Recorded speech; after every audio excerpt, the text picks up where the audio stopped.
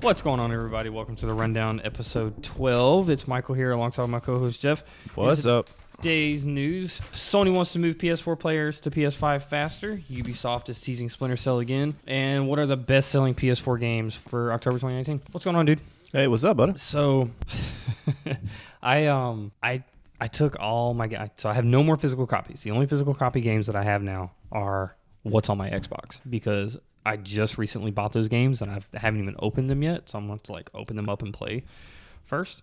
So I got really bored the other night and I needed something to play because I've been playing a lot of Outer Worlds and After Party and stuff like that. So I decided to pop in Red Dead 2. All right. And I pop in Red Dead 2 and I play for a couple hours. I'm having fun with it. It's all good. And I think I'm on like chapter 3. And I go to save it before I get off for the night. And it asks me if I want to override the file. So I look at the file that's down there, which is obviously my last saved point at the time that I played the game. Mm-hmm. It's what, November 10th? November 9th? What is it? Today's the 10th. So, today's the 10th. Yeah. Okay. I have not picked that game up since November 21st of last year. Jeez. Yes. So a year later, I get a hankering for it, and I decide to pop it back in, and that's literally what I've been playing for like the past 4 or 5 nights. That's awesome. You'll finish the game in about 4 years if you keep it that rate. Is there DLC for that game? No. So you're good. So there's like no extra add-on missions or anything like that. It's just all online shit at this point now. I mean, honestly, like there's a ton of side missions though. So like, but it's like very random. So you'll come across them as you're traveling or whatever. There's always going to be something to do. So. Right. Well, I just saw a preview the other day or a trailer or something for some new woman outlaw that's in town. Oh shit. So that's why I was just kind of curious. Yeah. But yeah, so playing that, Need for Speed Heat. Still haven't finished Outer Worlds. Still haven't finished After Party. After Party, I've come to realize that I can only play for like maybe an hour at a time, because all you're doing is a lot of talking, a lot of walking around. I can only deal with that for X amount of time at one point. And see, that's the stuff I keep talking about that like disconnects me. Like I don't want to like stick to choosing what I say and then just walking. Well, I mean, it's a fun game. I love the colors. I love the design. I love the artwork. But it's just, and I want to finish it. Because I noticed something the other day when I was playing the Xbox was I've beaten so many games on my PS4, but I have yet to beat a single game on my Xbox. So you think this is gonna be the one game that you finally conquer? And well, After Party's an indie game, so I really wouldn't count that. But as far as AAA title, I'll probably beat Red Dead on it. But then they're teasing BioShock again, so I have the BioShock collection for the Xbox. So I'm like, BioShock's such a good franchise. Such a good never franchise. Played it. Really? I played the first two. I've never played Infinite.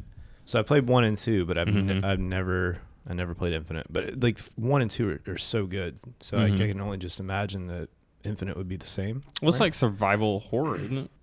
No, it's not even survival. It's like well, aren't you having to like kind of be weary of what items you have and use because you'll run out and you can't? To be honest with you, I can't remember 100%. Shows you how much of a game I had. That was a long time ago. I just remember having a really good time with it. I mean, obviously run out of stuff, but like as far as like, it's not really a horror. It's more of a thriller type. Yeah. Yeah. It's an interesting IP for sure. Cool. Yeah. What about you? What you been playing? All right, so I got a real hankering for Star Wars in my life before Jedi Fallen Order, so I re-downloaded Battlefront 2. Okay, gotcha. I messed around with the campaign for a little bit, and because it's such the controls are so wonky in that game, like I almost feel stiff. Like it's really hard to control. But I jammed out on the campaign for about an hour or two, played some heroes versus villains and stuff like that, and it's I don't know, it's not fun gameplay for me. So I spent probably an hour, 2 hours on it. And then other than that, just Destiny, like just getting all the grind and stuff done I need to do. Today I picked up the Festival of the Lost auto rifle. Got that done. Okay, yeah. Haven't tried it out yet, so we'll see. And then we did our raid runs for the week, and then did a Last Wish ×3, and still no 1,000 voices for anybody. That's 18 keys inserted, 3 per person. It's what, like a 0.1% chance? It's, I don't even know, dude. But how do you? That's the second time I've done that, and nobody has. And you were probably sitting there thinking to yourself, "I'm for sure getting it this time," you know? Yeah, everybody was. Yeah. But I got 3 armor drops. Everybody else got like a gun drop and like an armor and maybe another armor piece. But it was like nobody got 1,000 voices. So, Bungie, if you're listening, up the drop rates a little bit, just a tad, please. They will for year 4. Oh God. I mean, at this point, probably. At this point, it'll come through Eververse. And there'll be what they questified Jotun and Le Monarch. So fuck it. If they questify 1,000 voices, I will. Or it'll be a an achievement. Complete the raid 50 times and you'll unlock 1,000 voices. You know, something along that line. Yeah, so it's something. Just give me an avenue for it. So I'm surprised that with PlayStation Now, you haven't logged into that and downloaded like Force Unleashed or anything like that. Yeah, you would think so, right? Yeah. I mean, dude, I loved Force Unleashed. I don't know. I just wanted something a little bit more, I guess, up to date. I don't know, because as much as I love Force Unleashed, it's still an older game. So I wanted to play just something a little bit more updated. The graphics looked a little bit better. Not to slight that one at all. Right. It's a very good game, and it's very well put together for the time that it was developed. I don't know. I was feeling that one for whatever reason, and it was free because I already had it, so I just re-downloaded it. I don't know. I'll get to PS Now eventually, but no, believe me, there will come a time when you'll go through a dry spell. Oh, yeah. For sure. I mean, but we're 6 days away from Jedi Fallen Order, so I'm not even. I mean, well, even outside of video games, you know, like me personally, I get to a point where I just don't want to play anything right now. Yeah, and absolutely. I went through a little bit this past week where last week I was able to get the episode out super quick. This week, Monday, I was able to get it out super quick. So now I finally found that rhythm of how to get things done. I'm like, well, I don't really want to play. So I've just been binge watching all of my, TV shows that I need to catch up on and stuff like that. So with Jedi Fallen Order and, Disney Plus on its way out and things like that, you're not gonna want to play it all the time. So I get it. Speaking of Disney Plus, I also need to correct myself from last week. Uh-oh. It is not November 11th that it releases. It is November 12th, and Mandalorian releases on that day. So on the 12th? Yes. Oh, okay. Yeah, I was incorrect on my release dates, and I apologize. But that is the November 12th is the day that we get Disney Plus and the Mandalorian and most everything else. So sorry about that. All right. Sony wants to move PS4 players to PS5 faster than previous generations. With PS5, Sony aims for a scale and a pace that were never delivered on before. By Steve Watts. The PlayStation 4 has been a huge success for Sony, recently becoming the second best-selling console ever, only behind the PlayStation 2. Sony is looking into that success for the next generation. New PlayStation boss Jim Ryan says the company's main goal is to move on to the community from the current generation to the PlayStation 5 more quickly than it has in the past. Referencing the success of the PlayStation 4, Ryan told GI Biz about leveraging the strong brand to the next gen. There are gamers who are networked and sticky and engaged into the passion about PlayStation to an extent that we've not seen previous generations. He said, as we move toward the next generation into 2020, one of our tasks, probably our main task, is to take that community and transition it from PlayStation 4 to PlayStation 5 and at a scale and a pace that we've never delivered on before. It's unclear how Sony plans to move players along to this new console, or if this will impact the stated plans for releasing games cross-platform. Ryan went on to point out that developers and publishers have given good feedback on the PS5's development tools, something that was a particular issue with the PS3.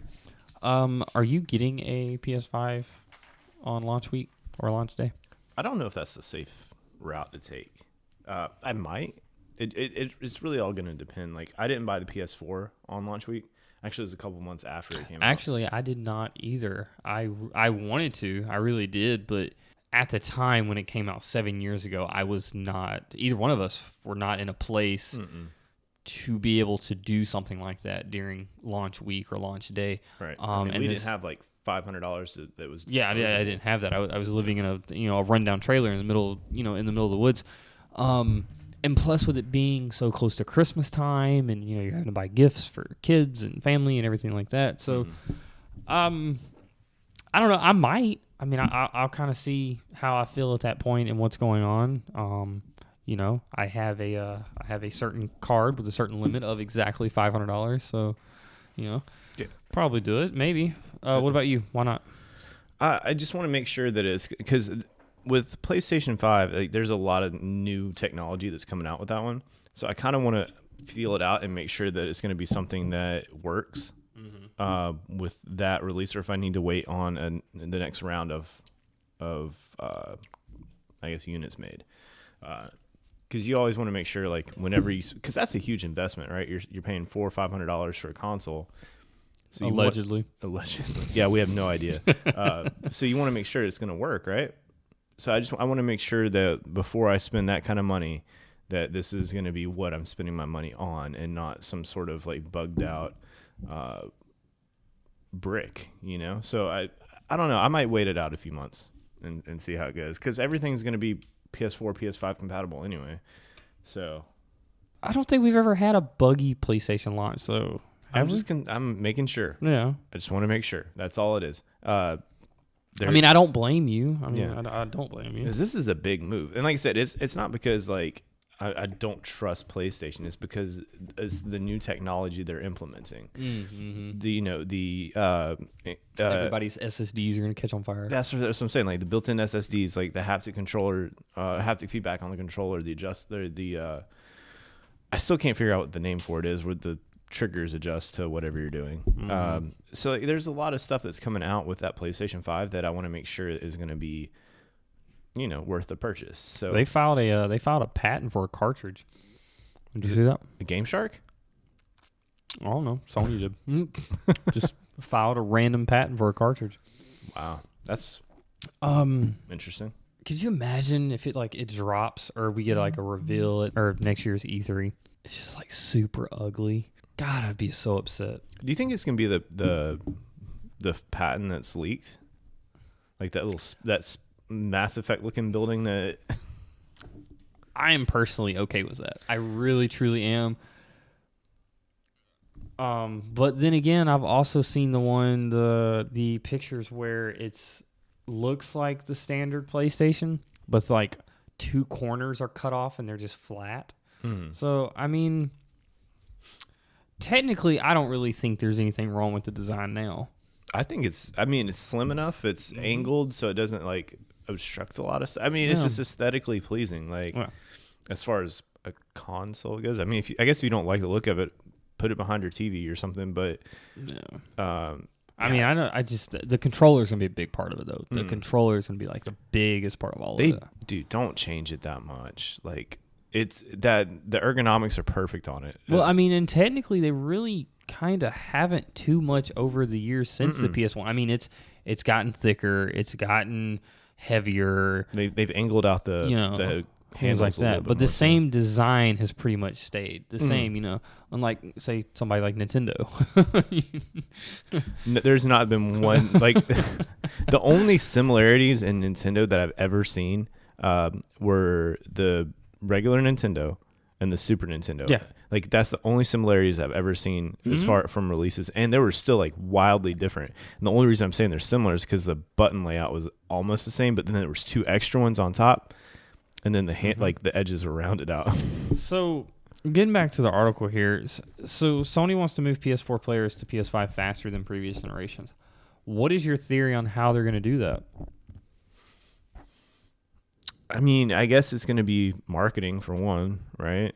Have it at a decent price point, and then just make sure that everything that you can play on PS4, you can play on PS5. Backwards compatibility. Yeah, that's going to be a big staple, because like there's not going to be a lot of PS5 launch titles because there weren't a lot of PS4 launch titles, right? So Zero Dawn 2. Yeah, I mean we've talked about this. I mean they released that article not too long ago too. A couple days ago they were talking about there's a sequel in the works. So, and that's another thing you got to look at is can I play the games that I'm invested in and have been for the last 4 or 5 years on the PlayStation 5? Right. Are you going to make it? It's like, I mean, obviously they are, but you know, I think that's what it's going to be. It's going to be. Remember how PS4 was like? It was a drastic, but also kind of a slow progression, as far as like getting people over. I think it might be the same kind of deal. I think price is going to have a really big role, but probably not if the role to play in it. Yeah, I mean, I'm still thinking it's going to be the same price as like a PS4 Pro was when it came out. So that'd be smart. I mean, you're looking at that. I'd be super happy with that. Yeah, $499 price tag. You know, plus whatever you need to buy for accessory wise. I mean, obviously, if it's got the VR included in the build, I don't know if you're gonna have to buy like the headset separate and like the gun thing separate or controllers or whatever. But so I mean, there's a lot of stuff that you got to kind of take into account. Oh yeah. So and that's another reason why I'm gonna kind of wait it out. Just I want to see what's gonna come with it. So like I said, it's gonna be a transition, I think. I'm super excited, and especially like if you have it, and you know, say me and you have it, you know, and there's a game out that we're wanting to play, and we can't play with Dolan and Joker because they don't have it yet, right? Know, so we shall have to wait and see. Well, hopefully that's not the case. Maybe our graphics will just look better than theirs. The Outer Worlds has exceeded publishers' expectations critically and commercially. It's Out of This World by James O'Connor.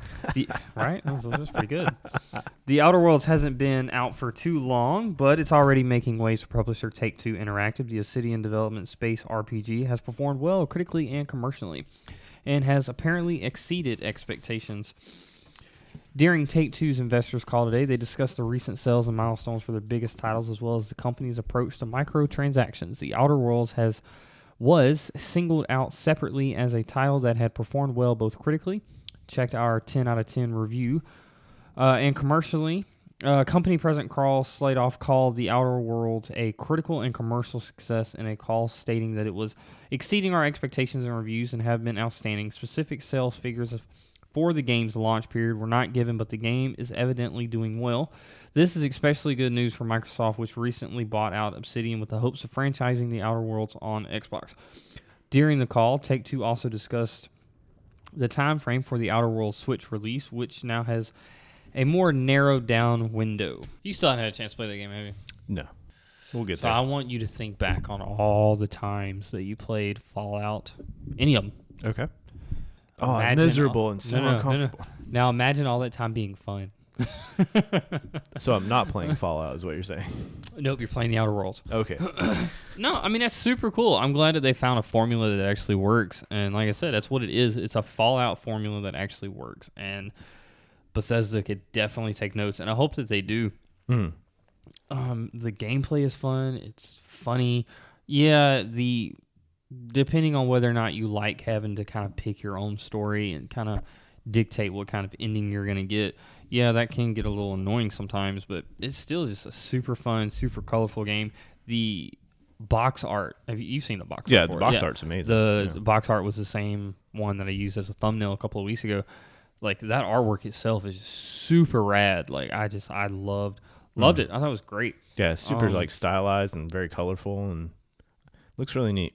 I'm super happy for him. I don't know how I would feel about playing it on the Switch. Like, there's a lot of games that I love playing on Switch, like Crash Bandicoot would be fun on Switch, and Spyro, and things like that. But games to me like The Outer Worlds and The Witcher, or The Switcher, I can't. It's just games like that I couldn't imagine doing it. But no, that's cool. I'm happy for him. Like I said, Bethesda, take note. Yeah, super. Yeah, big congrats to them. I mean, it's. With that game exceeding what they had expected it to, like that just opens the road for them so much more. You know what I mean? So like I can guarantee a couple years down the road there's going to be an Outer Worlds sequel. Oh, no doubt. Yeah. You know, and hopefully so. Like I said, I haven't had a chance to play it, but I've seen some of the gameplay and it performs a lot like Fallout, but in It's so much one better. of the few games this year that hasn't been a bugified mess. Yeah, honestly. like a botched launch. Like, Right. Yeah, exactly. Like, I mean, if you take like the newest Red Dead PC launch, buggy mess. Same thing with Fallout 76 and 2K WWE 2K20. I mean, like it's there's a lot of stuff that games don't get right, and then there's stuff that they do, and apparently this is the one that does. I mean, that's more. I mean, just same thing. I mean, didn't have a buggy launch, but still exceeded 9 out of 10 and 10 out of 10 on platforms. That's super awesome. Mm-hmm. See what happens when you take your time. What happens there? Speaking of WWE 2K20, executives are disappointed by the game's buggy launch. Despite the poor launch, Take-Two is optimistic for the future. That makes one of us. WWE 2K20 launched at the end of October, and the release did not go smoothly. The game was roasted for its buggy nature, with the GameSpot's own 2 out of 10 review stating its torrent of frequent and disruptive bugs and glitches negatively affected the entire experience. Developers' Visual Concepts released a patch to address the issues, and now an executive at the developer's parent company has responded as well. Take-Two president Carl Sladoff said on an earnings call that the company is disappointed by the low review scores from critics and the feedback from players. He added that the Visual Concepts will continue to update and improve the experience over time with more and more patches. While we were disappointed with the reviews and the consumer feedback for WWE 2K20, last week's Visual Concepts released a patch that should address many of the concerns, and they will continue to make further enhancements to the game's gameplay experience, Sladoff said. Looking forward, Sladoff said the poor launch of WWE 2K20 has not soared Take-Two's optimism for the franchise overall. The WWE brand continues to expand worldwide, and we believe that there remains a substantial long-term opportunity to grow our WWE 2K series by improving quality of games, he said. WWE 2K20 was the first game developed entirely by Visual Concepts, which also produces the NBA 2K series. The WWE 2K series was previously developed by the Japanese studio Yuke's. The studio became frustrated with its working relationship with 2K Sports, according to VGC. Yuke's now is developing a wrestling game of its own to rival WWE 2K. Wow, there's so many things on this I want to hit on. Oh, it's rant time. Number one, WWE 2K20 executives are disappointed by the game's buggy launch. You have had no shit. You have had 10 years. Sorry. You have had 10 years to get this formula right. Over 10 years to produce a video game that launches without bugs and bullshit and the most busted thing ever.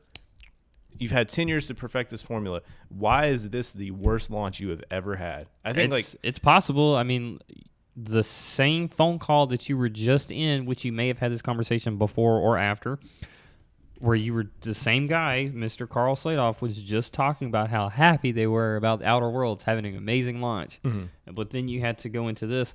Like, it's possible, so what's the issue? Yeah, exactly. And like I said, and this is a way bigger company. Mm-hmm. Way bigger company. Mm-hmm. They produce, like you said, the NBA games, which are always bugged. So, I mean, I guess obviously this should have been expected that it was going to be a buggy piece of shit. But you've had 10 years to make it not be that. And yet you chose this year to make it the worst launch it's ever had. And then still release DLC on top of it before you even patch the initial game. But Jeff, they're optimistic. Oh God, delusion is grandeur. I guess Oh man. So the other part I want to get into it is a paragraph down here says Yuke's is developing its own wrestling game to rival WWE. So that actually makes me wonder something, and I don't know how much you keep up with wrestling anymore. I just watch Alexa Bliss videos. That's all. Right. So we have WWE out there, okay, but we also have AEW, which is the newest rival to WWE. It's called AAW? No, AEW. Oh, AEW. It's all elite wrestling. And it's where a lot of the WWE wrestlers are when their contracts are ending. That's where they're going now because Vince McMahon has so many restrictions on what their wrestlers can and cannot do and where they can perform and, even photo shoots and all this and the other as to where AEW pays them just as well and allows them to go and do whatever. Well, I'm not gonna say whatever they want, but they don't have as many restrictions. So that makes me wonder: could Ukes be developing a wrestling game for AEW, which is WWE's current rival, because they perform on TNT? I believe is what AEW. Dude, it's gonna be like the WCW WWF. Well, days. it pretty much is what it basically is awesome. what it is. Fuck yeah. I hope they are. I hope they are. I thought that would be kind of cool and kind of funny all at the same time. And it's kind of funny that you mentioned that because like I read an article too about Vince McMahon, and like I always thought that his like demeanor and like the act that he put on was fake, but like from all the stuff that I hear, like he is the same way in real life as his character on TV. And that fucking blows. Still like, stuck in that old mentality mindset. That blows my mind. Which I mean, I guess like if you've been able to absorb like 3 different wrestling companies into one and make what it is now, I mean, I guess I would be like on a high horse too. But you gotta feed that horse salt blocks. You know what I mean? Like, you're right. Everybody's trying to get out. So. I don't know. I hope they are developing something to rival it. That would be interesting. Honestly, I don't really feel like there's rivalry is good competition. It is. You know, I mean, and I don't really feel like there's much of that in gaming nowadays. Yeah, I mean, it's all more deal making than it is like rivalry. You know what I mean? I mean, yeah, you have it with Sony, Microsoft, Nintendo, and I guess next year we can go ahead and say Stadia. Yeah. But as far as like the companies themselves, well, I mean, like you still have EA battling it out with. It's weird because like EA still makes Battlefield, right? And then Activision makes Call of Duty, but EA and Activision usually team up too. So like, yeah, there's like you said, there's not a lot of like within company competition because they always like, oh well, we can make more money if we team up than we can separate. So. Well, I mean, it's a I'm looking at your phone while you're saying all this. It's kind of like with Apple and Android. They both develop parts for each other. Yeah. Yeah. 90% of Apple's phone is developed in China, and then they assemble it here or something like that. So, yeah, it's. I don't remember, and like, one of these is right, but I don't remember which one it is. One of them makes the glass for the other phone. Samsung actually makes the glass for Apple. Yeah, exactly. So I mean, so like I'm saying is there's nothing wrong with some healthy competition, and I just don't feel like there's enough of it. Outside of the gaming company wise. So back to somebody who actually is making some money. Activision Blizzard made $700 million from microtransaction in its latest quarter. Black Ops 4's in the game's items helped sales by Mr. Eddie McCook. I'm calling you McCook. Take-Two's gaming giant Activision Blizzard making lots and lots of money from microtransactions. The company confirmed in its earnings report that its microtransactions, which are called in-game net bookings, amounted to $709 million for the quarter ended for September 30th. This is down by $323 million or 31% from the $1.032 billion that Activision Blizzard made from the microtransactions during the same quarter last year. You can actually check out the chart online to see actual rundown of the numbers and comparisons. Call of Duty Black Ops 4 as a big success story for the microtransactions during the quarter. Revenue from the sale of the in-game items in Black Ops 4 grew sharply compared to Call of Duty's World War II during the same period last year. One reason for the total microtransactions revenues might have dropped over the year is that Activision no longer publishes the Destiny franchise. That series features numerous microtransactions, opportunities, emotes, currencies, and more. So I guess that kind of does make sense that their numbers are down because they lost a game. So they're down a game. Right, and that was I think that was like one of their bigger money makers too. Eververse. Well, yeah, and like all the DLC that they've been pumping out and stuff. I mean, there's been other studios behind it, but I mean, as far as what they've been able to gain from it, I think the DLC has been a big part of it. But yeah, most obvious Eververse. I mean, you're buying silver and $25 and $50 bundles, or 20 and 50. So that's a lot of money. And the creators at Bungie make quality stuff, right? Mhm. So there's always something in the Eververse store that somebody wants to buy. Like there's tons of stuff in there I want to buy. Am I going to succumb to my rules and not like pay like in microtransactions? No, I'm not. But there's a lot of people that they will. So I don't know. I always have that feeling is like if you want something in a game, in like have the ability to either buy it early or earn it in game, but like only cosmetic stuff, like none of that pay to win bullshit. But yeah, I mean, So you just refuse to buy microtransactions altogether? I mean, I've bought them before. There was a time when I was playing Warframe when I spent a lot of money.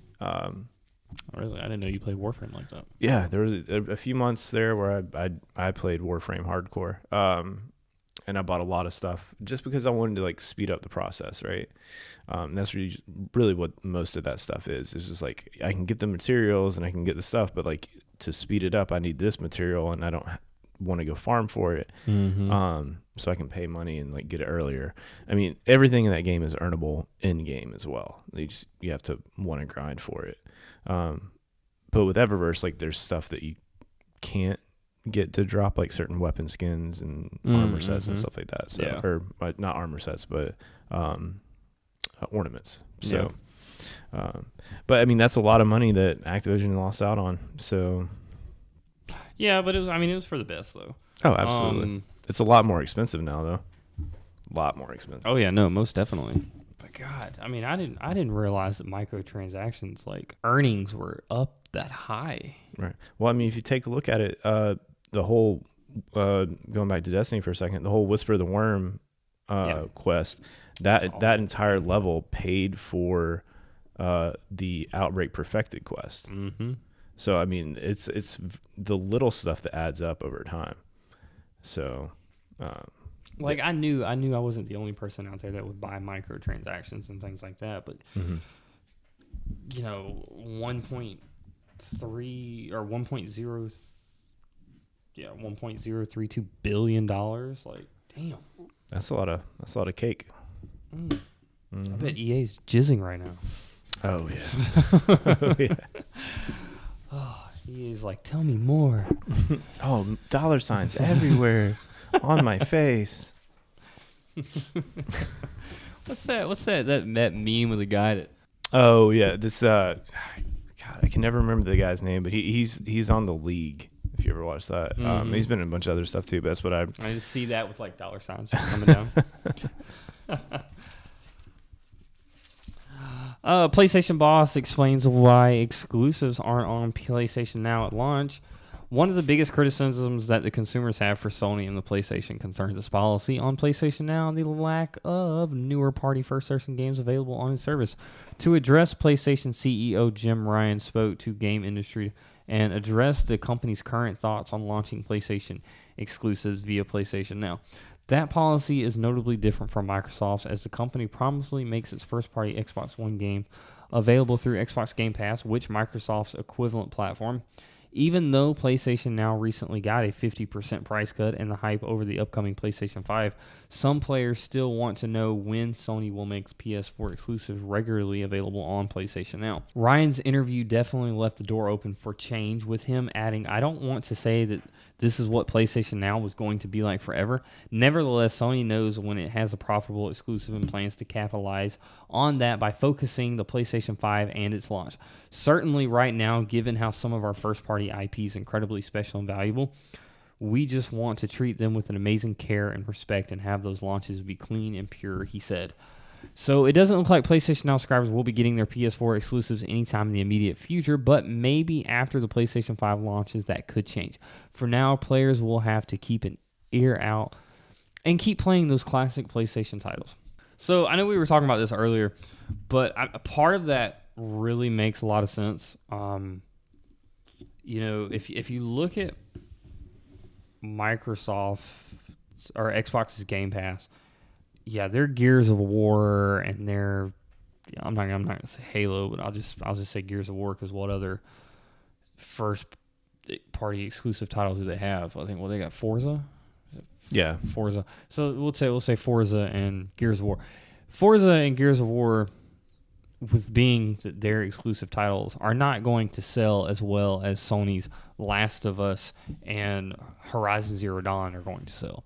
Right. So I completely understand it from that point. And, I understand that, how much of a profit could you really make from, Last of Us Part 2 or Horizon Zero Dawn 2 or Ghost of Tsushima being on PlayStation Now, as to where you could make a lot bigger profit by selling it separately. So, I mean, I understand it from a business standpoint. I do see it changing later on. I don't see this being something forever. Right, and I've talked about this before too. Is like, if you're gonna pay that X amount of dollars per subscription, right? Mm-hmm. So it's like $10, $15. I think it's $10 for PlayStation Now and $15 for Xbox Game Pass, right? Or am I? No, you're right. But yeah, I told you what the $5 difference is, all right? I think you might have. So the $5 difference is Xbox Game Pass also includes your live service, right? Okay, and then it also includes Game Pass for PC, as to where PlayStation Now is just PlayStation Now. Right. Well, okay. So charge the same amount. Give me my PlayStation Network, right? Mm-hmm. And throw like your exclusive games for free onto PlayStation Now. You're going to make more money charging monthly than you are on a one-time purchase, right? Mm-hmm. So like, let me do the math right now. So this is, so you're paying $15 a month for the year. You're looking at $180 as opposed to a $60 charge one time. Mm-hmm. To me, it's a smarter route to do that, though. Mm-hmm. I mean, at least if because you're making high quality games for, the exclusives, put them on there, man. You're making it's technically $180 a person for that. Mm-hmm. I mean, to me, it makes and they're not all bad games. I mean, you've got God of War, Uncharted. I mean, what, Last of Us, Infamous. I don't know. Like I said, I see both hands of it, but I'm not a business major, but it just seems smarter to me. Yeah, I mean, I would much rather make $15 every month off of somebody than $60 one time. Yeah, because that's 4 months. So now that we talk about though, and we say that, how does that work with, say for instance, we WWE 2K20. Okay, game was a buggy failure launch of a mess. People who bought the game, they got refunds from it. Activision sent out refunds. Right. How would that work if you're paying monthly on games like that? They release a game on their day one, PlayStation Now service, and comes out crappy and buggy and this, that, and the other, and then people start complaining. Like, but they didn't pay full price for it. Right. They're paying the subscription, so they still have access to a ton of other games. Mm-hmm. Then that means that PlayStation could take it off PlayStation Now, fix it, and then re-release it. I mean, simple as that. It is to me. Like I don't know. Like obviously neither of us are publishers or game developers or anything like that. But to not me, yet. But to me, it feels like a lot of simple solution. Like, I don't know the semantics of what they'd have to do to fix a game, but if it doesn't work, take it down, fix it, and bring it back. Like, don't let somebody sit there and play because you want your analytics up. Mm-hmm. Fix the game so you can have consistent analytics that and do nothing but increase instead of fluctuating. Right. To me, that just, I don't know. That's 1 + 1. And you're right. I agree with you. It makes complete sense. People can be so stupid. Ubisoft is teasing Splinter Cell again by Rory Young. Ubisoft has developed an unhealthy habit of teasing Splinter Cell over the past several years. I think you made the comment earlier. You said, I'm getting tired of seeing this. I'm over it. Followed by confirming shortly thereafter that there are no plans for Splinter Cell franchise at the movement. Splinter Cell fans keep hoping that the Ubisoft plans to have changed, however, and that the next teaser might be for real. It looks like fans have another opportunity to hope for a Splinter Cell sequel in its development, as Ubisoft has yet again released a Splinter Cell teaser on social media. The Ubisoft Twitter account for Spain is the culprit this time. Friday morning, the account posted a message featuring a photo of Splinter Cell protagonist Sam Fisher Fisher, shadowed sporting his iconic three-eye night vision goggles. The message itself reads with a quick translation, "You need to understand the darkness to face it," followed by the hashtag Sam Fisher. The tweet remains published several hours after the fact with no follow-up or additional information provided. Obviously, while in effect, Ubisoft is teasing Splinter Cell yet again, that it should be assumed that Ubisoft is not doing it mistakenly. That said, if the tweet is taken seriously and Ubisoft is indeed teasing Splinter Cell, that we will get more information at Xbox's X019 event that will be on November 14th, and the Game Awards 2019 will be on December 12th. Both events are certain to have some announcements to share. Odds that are the Splinter Cell are low, but there is always a possibility. All right, so here's the thing about Ubisoft. Mm-hmm. They don't ever just like sneak peek it. Like it's always a leak. So like this could be a leak. I don't trust anything when it comes to like Splinter Cell shit, because it's been how long since the last one?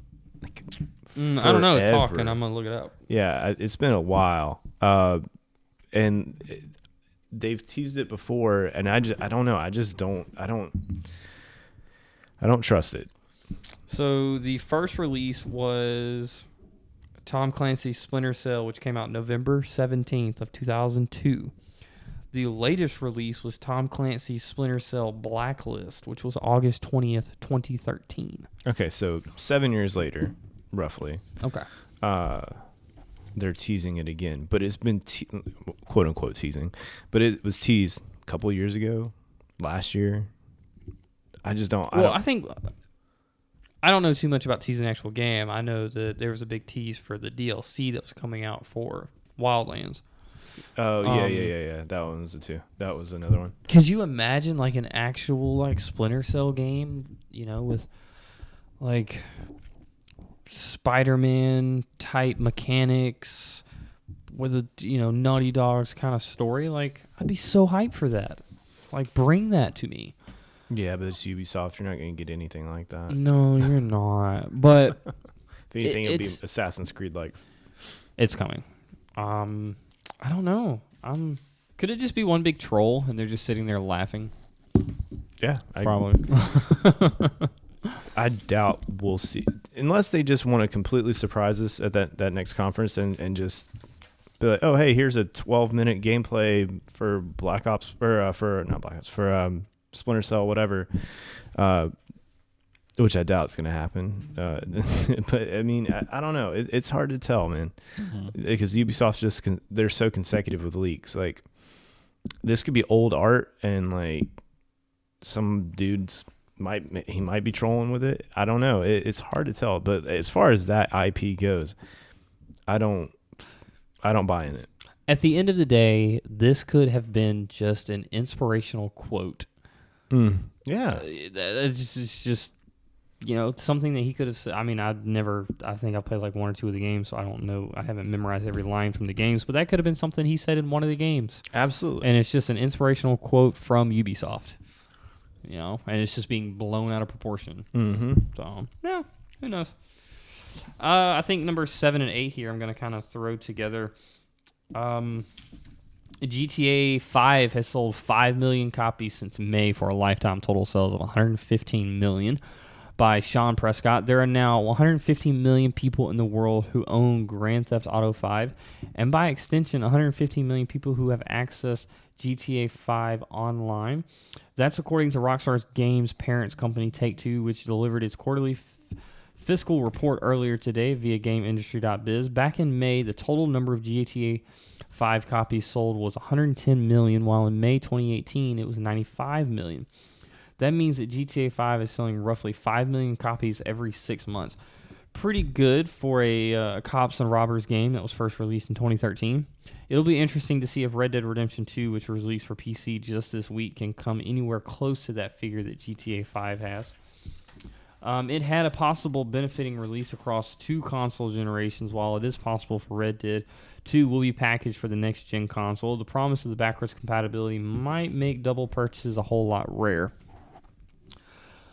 There's also a small fact that Red Dead Redemption 2 is not GTA. That's not to say that Red Dead Redemption 2 hasn't done extraordinarily well for the video game. It has sold 26.5 million copies since launching on consoles last November. By comparison, Rockstar had shipped but not sold around 29 million copies of GTA 5 within 2 months of its release. Borderlands 3 has done decently as well. According to the game, the same earnings report says it has sold 7 million since its September launch. With that being said, I'm going to venture over here to that it is part of the best-selling PS4 games for October 2019. Sony did release a list of its most downloaded PlayStation 4 games of October for 2019. The list of the best-selling PS4 games only include games downloaded via the PlayStation Network store. But the top sellers this month aren't a huge surprise. It should not come as a shock to anyone that Modern Warfare, a much hyped reboot of Call of Duty's most popular brands, blew the competition out of the water last month, even though it was only out for 6 days in October.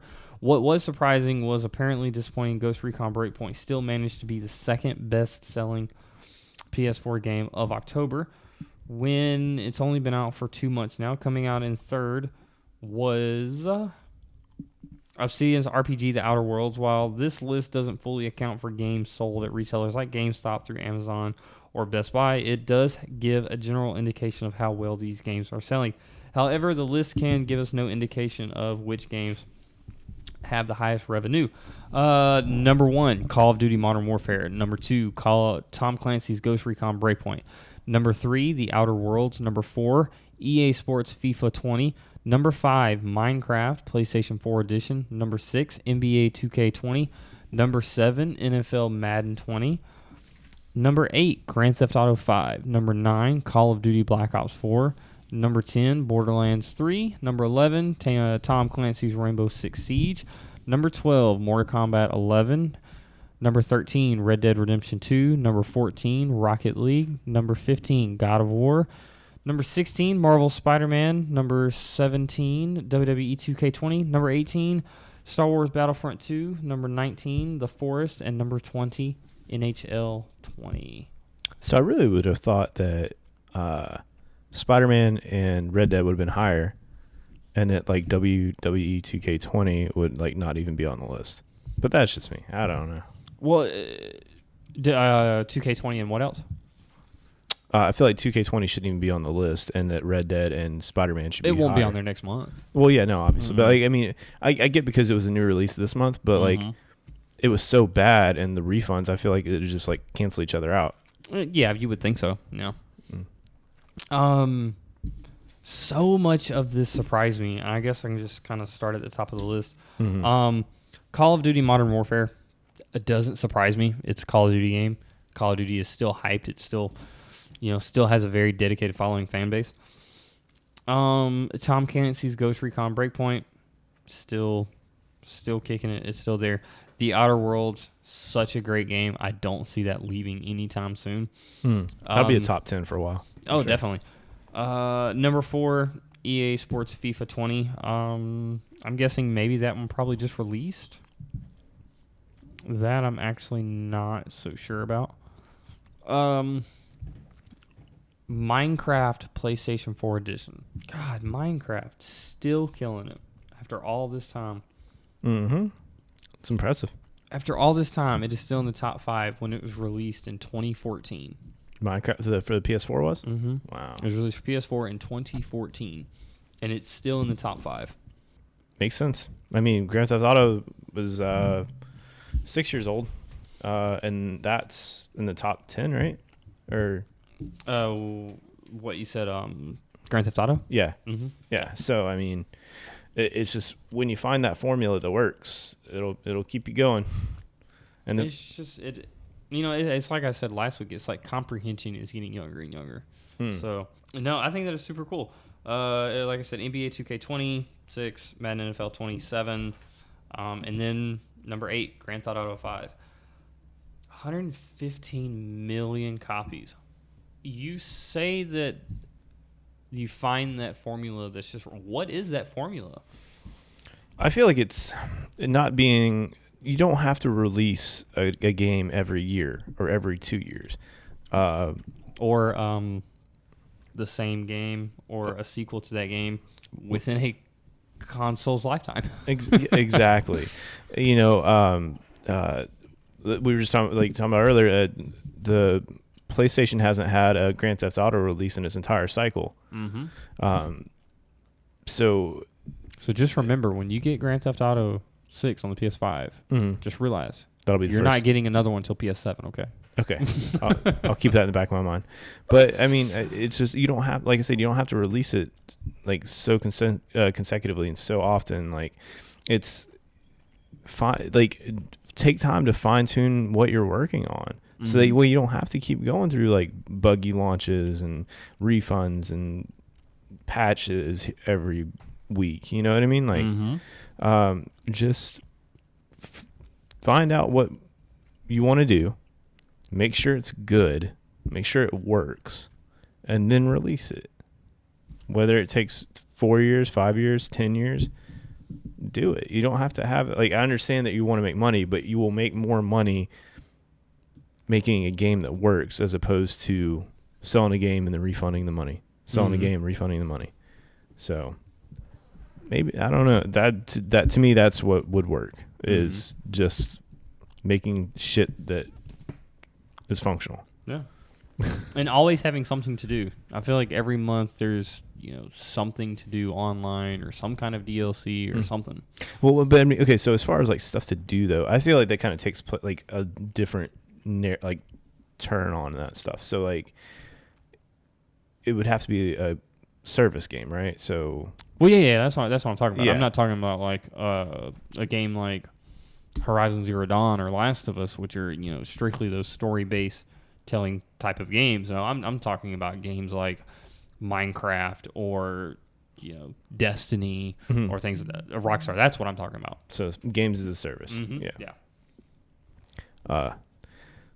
Same point. Like make sure something works. I mean, Destiny's they're always changing stuff or improving or whatever, but they do it or not approved. They do it quickly.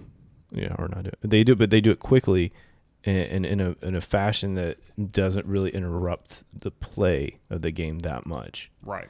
But their operating system is way different than I think a lot of other games. Just because they've got it figured out. They've been around since Halo 1, which was like 2001 or something like that. So I mean, they've got it figured out to know it works, as opposed to like some of these companies I just don't think understand how things need to go.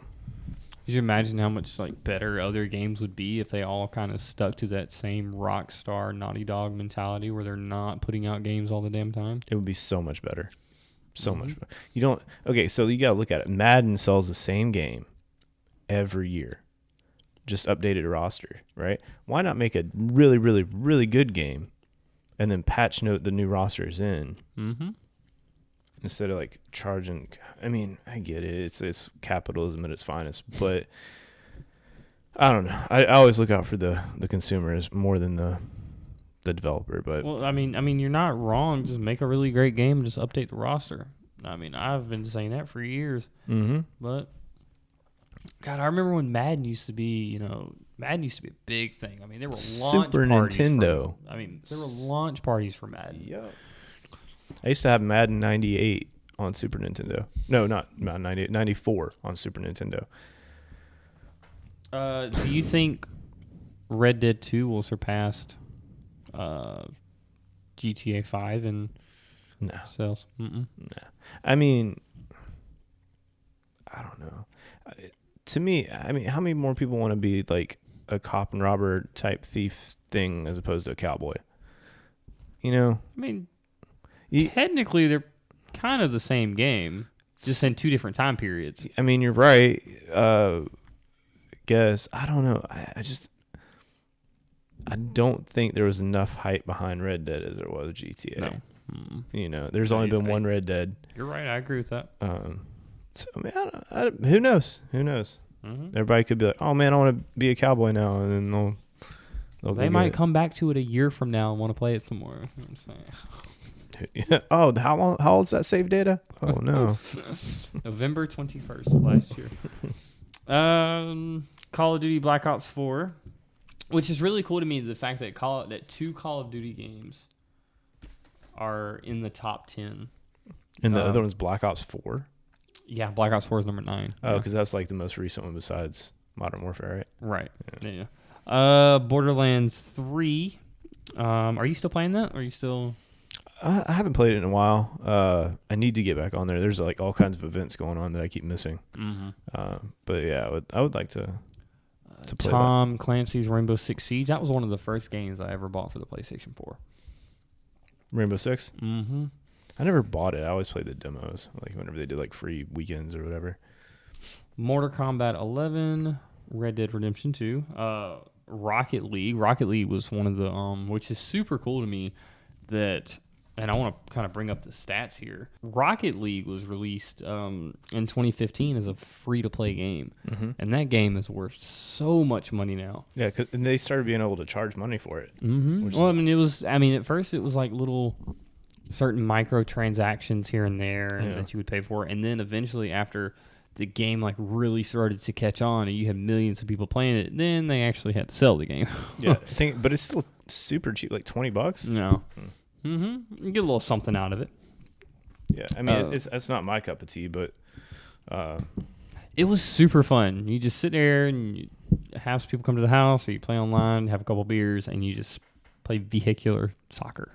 Yeah, I mean, the controls are a little tough, but yeah, it's not a bad game at all. Not after about 5 years of nonstop being in the top 15. Oh yeah, I can't play it that long. No. God of War and Marvel Spider-Man, 2 fantastic storytelling games. 20, like I said, I don't see 20 being here next month, or at least, God, I hope not. Wait, which one? WWE 2K20. Yeah, no, it better not. That game's horrible. Star Wars Battlefront 2, The Forest, NHL 20. Well, that's pretty cool. I like that. I think that some of these publishers have the formula right, and I think other ones are just there because November's numbers haven't come in yet. Yeah, I mean, we're only in the beginning of the month, so... I think that about wraps it up for today. Everybody, you can follow the Twitter and Instagram page. Will be linked in the below. Yeah, I think that's about it. Y'all have a great day.